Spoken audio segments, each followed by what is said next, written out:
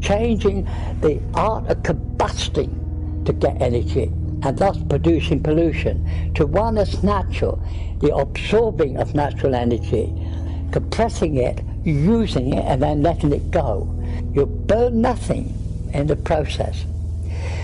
Conventional motors, when you take more and more power, they get warm, because obviously there's less electrons and they got more room to buzz around and pump more energy, heating up to the point the motor sees up. In this case, as the electrons come out, electrons are being drawn in, so it can't get hot. You've got a constant flow being drawn in. You start the flow moving, it keeps going and going, getting more and more stronger as you speed up. And once electrons start sensing a homing point, they all start heading in the surrounding to that point.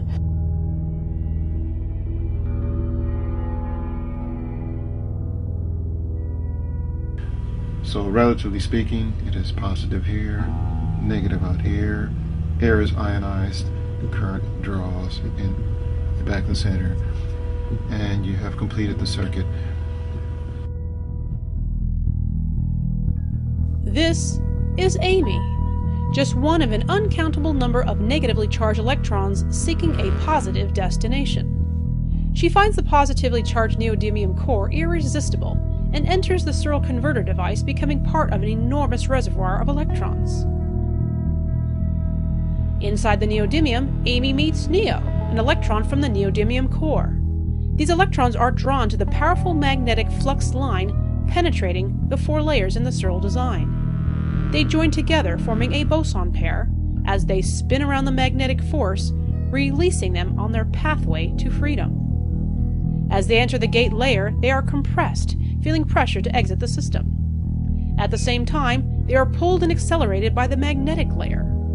Their energy continues to increase, racing through the emitter layer, joining trillions of other boson pairs that form the eddy current on the surface of plate 1. The boson pair is captured by the roller and blasted into the positively charged neodymium core of the 2nd stage plate, repeating the activity into the 3rd stage of the Searl device.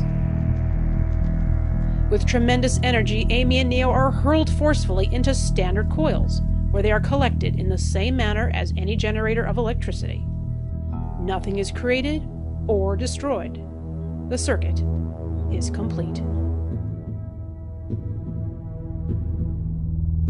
As the rollers move, they provoke electrons to migrate through the 4 layers of the plate, from the neodymium core, through the gate layer, the magnetic layer, and the emitter or copper layer. This activity repeats through the rollers and the plates. Unlike conventional generators, the electrons will be moving at extremely high velocity. Conventional currents are slow currents, and they build up heat. The more current you draw, the more heat you get. This system is the opposite. The more current you draw, the colder it gets, for this reason. At the quantum level, the electrons are riding the magnetic field, not hitting the lattice of the atoms. The electrons find their path between atoms undisturbed, so they accelerate to higher and higher speeds. Rare earth has a different function altogether. That's why we call it rare earth. It likes more electrons than other atoms want.